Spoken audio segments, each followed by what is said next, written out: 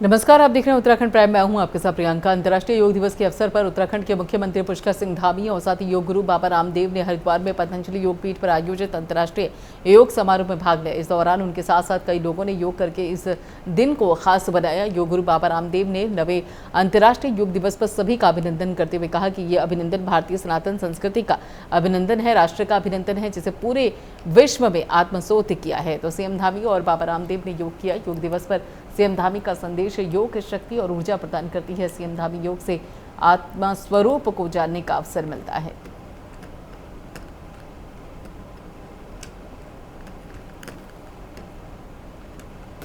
तो ये तस्वीरें हैं आपकी टेलीविजन स्क्रीन पर। अंतर्राष्ट्रीय योग दिवस के अवसर पर सीएम धामी यहां पर योग करते हुए, बाबा रामदेव योग करते हुए और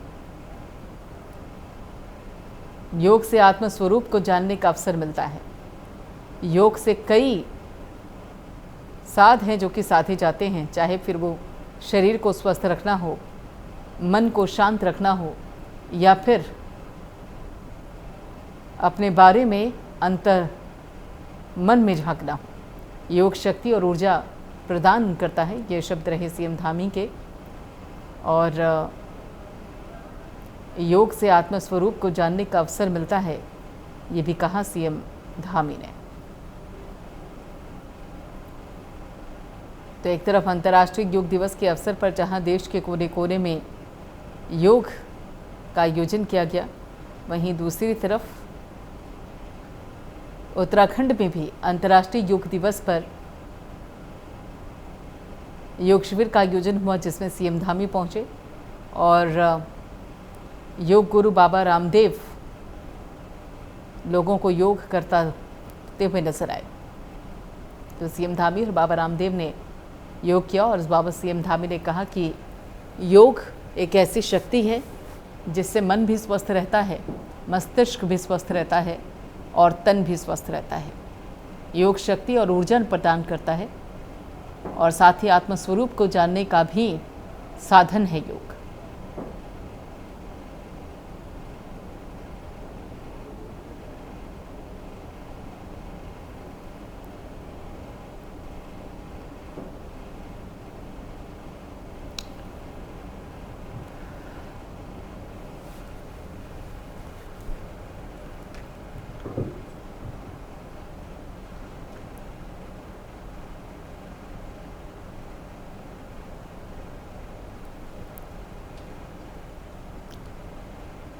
भू बैकुंठ नगरी बद्रीनाथ धाम में 9वां अंतर्राष्ट्रीय योग दिवस की धूम रही, जहां पर जिला स्तर पर बनाए गए नोडल केंद्र योग स्थल बद्रीनाथ मंदिर परिसर में जिला आयुर्वेदिक यूनानी अधिकारी कार्यालय, जिला प्रशासन और बीकेटीसी के तत्वाधान में योग जागरूकता शिविर का आयोजन किया गया। बता दें कि बीकेटीसी के पदाधिकारी, कर्मचारियों सहित अन्य सभी संबंधित विभागों के अधिकारियों, कार्मिकों के अलावा श्रद्धालुओं और आम जनमानस ने शिविर में प्रतिभाग कर इंटरनेशनल योगा डे सेलिब्रेट किया। वहीं उपाध्यक्ष किशोर पवार ने बताया कि इस वर्ष की थीम हर घर आंगन योगा को लेकर पूरे बद्रीनाथ जोशीमठ क्षेत्र में जन जागरूकता लाना है।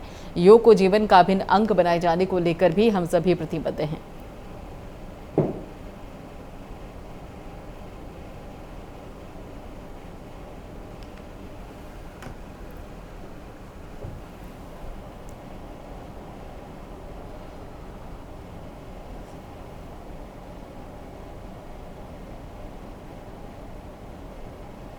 तो बड़े विशाल में भी आपको बता दें कि अंतर्राष्ट्रीय योग दिवस के अवसर पर योग कार्यक्रम का आयोजन हुआ। श्रद्धालुओं ने योगा डे सेलिब्रेट किया और बद्रीनाथ धाम में अंतर्राष्ट्रीय योग दिवस की धूम देखने को मिली है। और मंदिर परिसर में योग जागरूकता शिविर का आयोजन किया गया और श्रद्धालुओं ने भी योगा डे सेलिब्रेट किया।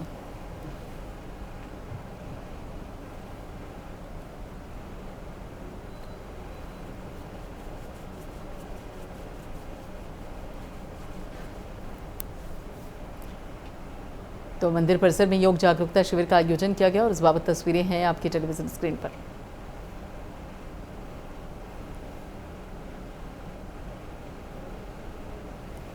संजय कुंवर हमारे साथ जुड़ चुके इस बाबत आगे की जानकारी देने के लिए। संजय कुंवर, यहाँ पर अंतर्राष्ट्रीय योग दिवस की धूम देखने को मिली, क्या कुछ नज़ारा देखने को मिला? किस तरीके का वातावरण था, किस तरीके का माहौल था, लोग कितने उत्साहित रहे योगा डे को लेकर? प्रियंका जी, देखिए, अंतर्राष्ट्रीय योग दिवस का ये नवा संस्करण जो है, खासकर उत्तराखंड के जो चमोली जिले की जो आध्यात्मिक डेस्टिनेशन है, भगवान बद्री विशाल के धाम में, और जो देश का पहला गांव है वाइब्रेट विलेज माणा, इसको डेस्टिनेशन बनाया गया था इस बार चमोली जिला प्रशासन द्वारा बद्रीनाथ और माणा में। और सुबह से ही करीब 6 बजे बाद जो है मंदिर परिसर में लोगों का जुटना शुरू हो गए थे, और दर्शनों के साथ साथ आध्यात्मिक दर्शन के बाद जो है लोग योग साधना में जुटे रहे। लगभग 1 से 1.5 घंटे का कार्यक्रम मंदिर परिसर के सिंह द्वार के ठीक सामने आयुष विभाग चमोली विद्युत और जिला प्रशासन द्वारा ये आयोजित किया गया था, जिसमें मंदिर समिति के पदाधिकारी और कर्मचारी सहित बद्रीनाथ धाम में कार्यरत तमाम ऑफिशियल्स और खासकर श्रद्धालुओं ने बड़े उत्सुकता के साथ इस शिविर में भाग लिया। और एक मैसेज जो है बद्रीनाथ धाम और माणा से देश में गया कि आध्यात्मिक पर्यटन के साथ साथ अगर योग को भी हम जीवन का अभिन्न बनाए तो रोग से रहे निरोग वाली जो सार्थक जो पहल है वो जो है पूरी हो सकती है। इसी को लेकर के ये जिला प्रशासन की पहल जो है यहाँ पर काफी रंग लाती थी। बिल्कुल, और यहाँ पर मंदिर परिसर में योग जागरूकता शिविर का आयोजन किया गया। देखिए, जो शिविर के में हिस्सा लेने के लिए लोग पहुंचे थे वो तो मौजूद थे ही, लेकिन जो श्रद्धालु यहाँ पर पहुंचे थे बद्री विशाल के दर्शन करने के लिए, क्या वो भी उत्साहित नजर आए इस पूरे कार्यक्रम को लेकर, और क्या उन्होंने भी भाग लिया है? बिल्कुल प्रियंका जी, देखिए, सुबह ब्रह्म मुहूर्त का समय था, और ब्रह्म मुहूर्त के बाद जितने भी तीर्थ यात्रियों ने भगवान बद्री विशाल के दर्शन किए थे वो सिंह द्वार से दर्शन के लिए गए, और जो वापसी का निकासी का जो गेट है उस सबके रास्ते जो है इस शिविर में भाग लेने के लिए पहुंचे। दरअसल मंदिर समिति ने पूरी व्यवस्था की हुई थी कि एक तरफ परिसर में योग शिविर भी चलता रहे, और जो श्रद्धालु दर्शन के लिए आ रहे हैं उनको भी किसी तरह का दिक्कत दर्शन करने में न हो, तो लिहाजा जो सुबह दर्शन करने वाले श्रद्धालु थे उन्होंने काफी संख्या में जो है इस शिविर में प्रतिभाग किया, और आध्यात्मिक पर्यटन के साथ साथ योग का भी जो है यहाँ पर आज जो है इस शिविर में जो मंदिर समिति और जिला प्रशासन द्वारा यहाँ पर लगाया गया था उस शिविर का आनंद लिया, और यहाँ से एक मैसेज लेकर के अपने घर को यहाँ से श्रद्धालु आज गए। जी बिल्कुल, और यहाँ पर आपको बता दें कि बद्री विशाल में भी बाकायदा जो मंदिर परिसर है वहाँ पर योग दिवस के अंतर्राष्ट्रीय अवसर पर यहाँ बाकायदा कार्यक्रम का आयोजन किया गया, जिसमें भारी संख्या में लोगों ने हिस्सा लिया, और उसी बाबत ये तस्वीरें हैं आपके टेलीविजन स्क्रीन पर। और अगर यहाँ पर पूरे जोशीमठ की बात की जाए संजय कुमार, तो किस तरीके से पूरा आयोजन हुआ और उसके साथ साथ व्यवस्थाएं किस तरीके से देखने को मिली, क्योंकि एक बड़ी संख्या होती है लोगों की जो कि अंतर्राष्ट्रीय योग दिवस पर योग करते हुए नजर आते हैं। देखिए प्रियंका जी, अभी जो भारत सरकार ने जो इस बार योग दिवस जो थीम बनाई थी, हर घर आंगन में योग, इसको लेकर के ही जिला प्रशासन पूरी तरह मुस्तैद था, और यहाँ भी जोशीमठ नगर क्षेत्र के घर घर में जो है स्कूली बच्चों ने और अपने जो जितने भी पालिका वार्ड के जितने भी लोग हैं, सीमांत प्रखंड के जितने भी दूरस्थ गाँव में है, वहाँ भी महिला मंगल दल और ग्राम स्तर पर समितियां गठित कर करके सुबह से ही लोगों ने योग के प्रति काफी दिलचस्पी दिखाई, और सुबह से ही सोशल मीडिया पे लगातार योग दिवस की जो है तस्वीरें को देखा जा रहा है। और कुल मिलाकर आप कह सकते हैं कि जोशीमठ क्षेत्र और सीमांत जो देश का पहला गांव है माणा और नीति गांव में भी, और यही नहीं जो बॉर्डर पे जितने भी हमारे भारतीय सेना और ITBP की जो पोस्टें हैं, जवान हैं, वहाँ भी जो है योग को लेकर के काफी उत्साह देखा गया। जी चलिए, बहुत बहुत शुक्रिया संजय कुमार इस सारी जानकारी के लिए।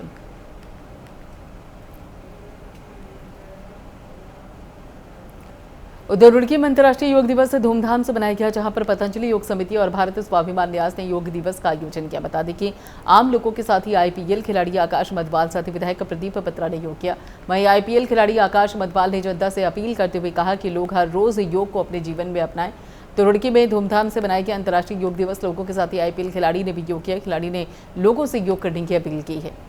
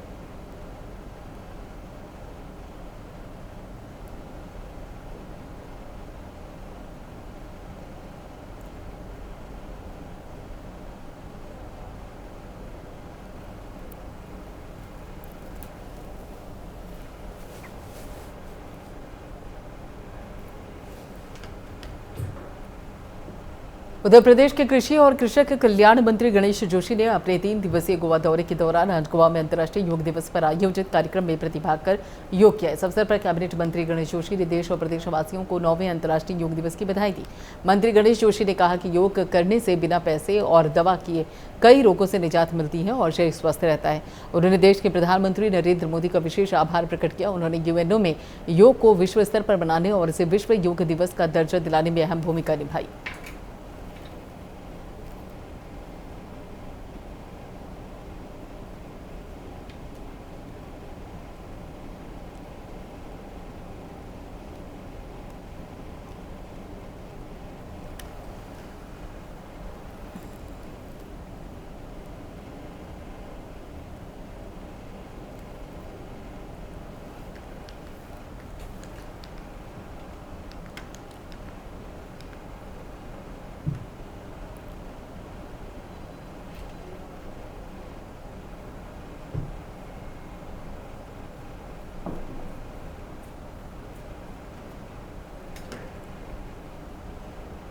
उधर बीजेपी के महाजनसंपर्क अभियान के तीसरे चरण की शुरुआत हो गई है। इसमें सभी पदाधिकारियों को घर घर संपर्क करने के निर्देश दिए गए। इस पूरे महासंपर्क अभियान के संबंध में बीजेपी प्रदेश महामंत्री महाजनसंपर्क अभियान के प्रदेश संयोजक खिलेंद्र चौधरी ने जानकारी देते हुए बताया कि 29 मई से शुरू हुए इस अभियान के तहत अभी तक प्रेस वार्ता, टिफिन, कैबिनेट, मोर्चा के सम्मेलन, रैलियां, पदाधिकारियों के साथ बैठक कर प्रबुद्धजन के साथ बैठक की गई है। 20 जून से 30 जून के बीच में महाजनसंपर्क अभियान के तहत प्रदेश अध्यक्ष समेत सभी प्रतिनिधियों ने घर घर जाकर संपर्क स्थापित कर केंद्र सरकार और राज्य सरकार की उपलब्धियों के बारे में बात की है।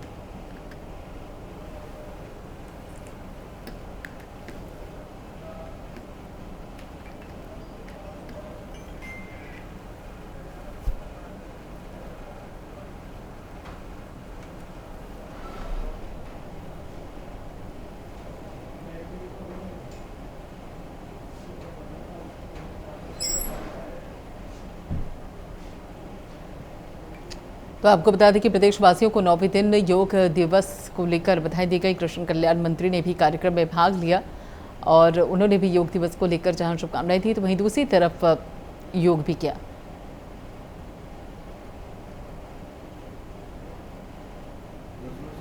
तो 20 को में भी बहुत परिवर्तन नहीं है, 21 तक भी बहुत परिवर्तन नहीं है, लेकिन 22 से जो देखेंगे आप, जो एक्टिविटी वो बढ़ने वाली है और उसमें खासकर जो फुटिल के अलावा के हमारे डिस्ट्रिक्ट है उसमें बढ़ेंगी और जो अंदर के डिस्ट्रिक्ट है उसमें भी वो रहेंगी। मैदानी क्षेत्र में हालांकि थोड़ा फिर भी जो है जो एक्टिविटी कम है, आइसोलेटेड टाइप की वो रहने वाली है। तो जो मैंने आप कही है कि जो एक्टिविटी बढ़ने की अगर बात है तो 24 तारीख से बढ़ेगी।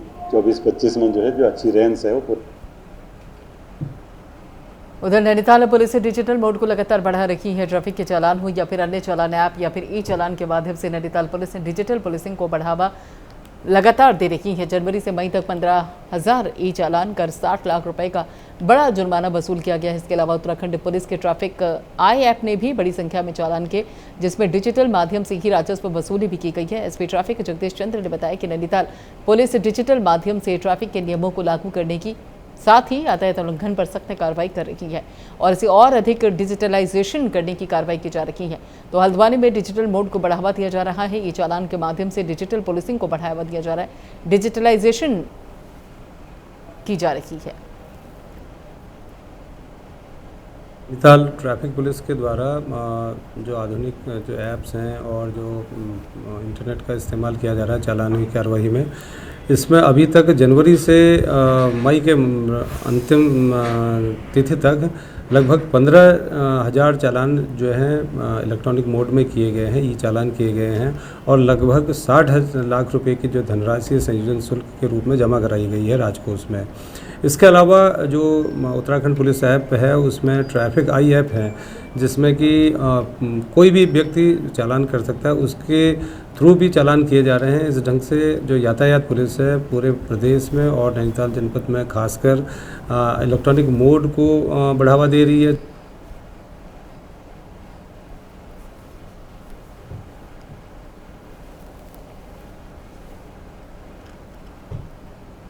और अगली खबर बागेश्वर से है, जहां पर गरुड़ तहसील में न्याय पंचायत पिंगलों की गोमती घाटी के ग्रामीणों ने पूर्व सैनिक जन विकास समिति के बैनर तले चुबा लशरर और खेत गांव तक सड़क मार्ग से जोड़ने के लिए ग्रामीणों ने ग्राम प्रधान प्रदीप राठी और पुष्कर सिंह बिष्ट के नेतृत्व में कंधार ग्वालराम रोड को बंद करके प्रदेश सरकार को चेतावनी के लिए प्रदर्शन किया। इस दौरान सड़क की मांग को लेकर प्रदर्शन कर रहे ग्रामीणों का कहना है कि 2015 में स्वीकृत रोड अभी तक खुद नहीं पाई है। लगातार आश्वासन के सहारे ग्रामीणों को बरगलाया जा रहा है, जिसके चलते ग्रामीणों ने प्रदेश सरकार को चेतावनी दी। यदि सरकार उनकी सुध नहीं लेती है तो फिर बागेश्वर उपचुनाव और लोकसभा चुनाव में उन्हें माकूल जवाब दिया जाएगा।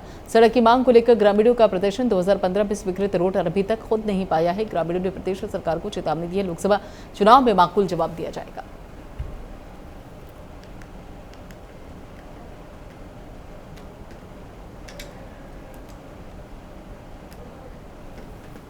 कोई जो है आपके अगेंस्ट धरना प्रदर्शन नहीं कर रहे हैं और मैं भी खुद बीजेपी का सदस्य हूँ और अपनी सरकार है। यदि हमारी सरकार आंखें बूंद करके सो रखे हैं तो उनको जगाना हमारा काम है।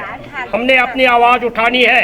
आज हम लोगों को रोड पर इस पर आना पड़ रहा है कि शासन प्रशासन के द्वारा जो घोषणा की गई थी और आश्वासन दिया गया था, पूर्ण आश्वासन दिया गया था कि हम छुआ से नीचे मेन पिंगलो रोड पर इसको मिलाएंगे और यह आप लोगों की जेन्युइन समस्या है। हम इसको देख रहे हैं। महिलाएं इस रोड से जो है राशन पानी साग सब्जी तो वो अलग चीज़ है। यहाँ से कंक्रीट पत्थर लोहा बजरी सीमेंट अपने सिर में रख करके ऐसी भौगोलिक परिस्थिति ये रास्ता है। यदि कोई महिला सीमेंट ले जा रही है, सीमेंट का कट्टा ले जा रही है और बरसात में यदि फिसल गई तो एक सीमेंट का कट्टा जो है मात्र 450-500 रुपये का है। लेकिन उस महिला का पाँव फ्रैक्चर हो गया या कोई डैमेज हो गया तो वो कम से 4-5 लाख रुपए जो है उसको ठीक करने के लिए लगाने पड़ते हैं।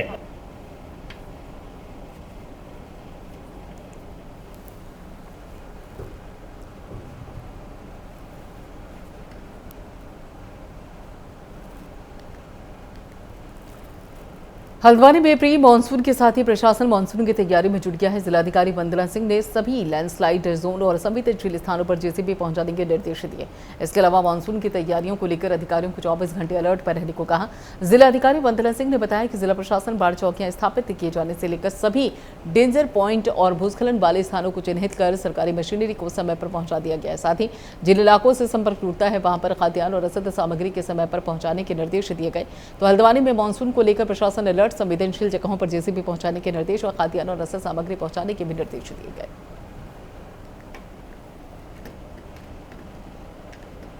एक्टिवेट कर दिया गया है। सभी जगह पे 24/7 कंट्रोल रूम के माध्यम से स्थिति पर मॉनिटरिंग करी जा रही है। जो भी समस्याएं बरसात के समय में सामने आ रही हैं, कहीं मलबा इत्यादि आने से रोड बंद होने की, कहीं पर पानी इत्यादि भरने की, वहाँ उनके माध्यम से तत्काल सहायता पहुंचाई जा रही है। सभी विभागों को अलर्ट मोड में रहने के निर्देश दिए गए हैं।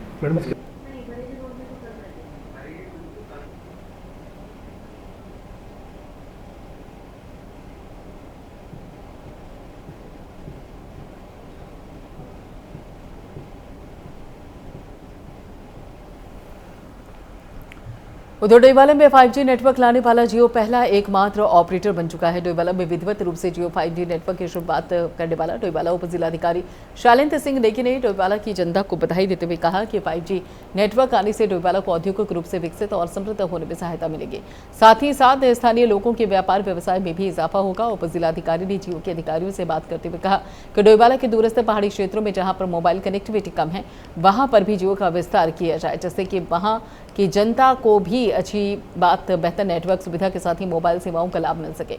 इस अवसर पर डोईवाला क्षेत्र के व्यापारी, नेटवर्क मार्केटिंग के अधिकारी और क्षेत्र के लोग कार्यक्रम में मौजूद रहे।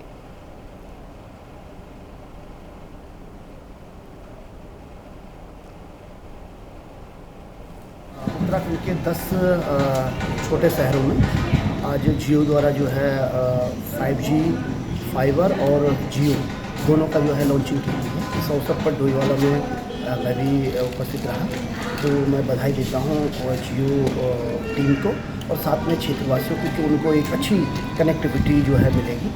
और साथ साथ में मेरी अपेक्षा जो है जियो कंपनी से ये भी रहेगी कि जो दूरस्थ क्षेत्र हैं उन पर भी जो है कनेक्टिविटी का जो समाधान है वो किया जाए, क्योंकि हम कई क्षेत्रों में जाते हैं, हमें वहाँ पर जब कभी छोटी मोटी इश्यूज रहते हैं, कोई डिज़ास्टर आ जाता है तो इनका सामना करना पड़ता है, तो वहाँ भी संभवतः जो है इसका प्रसार होगा। और डोईवाला क्षेत्र को ये सौगात मिली है, बहुत बहुत बधाई।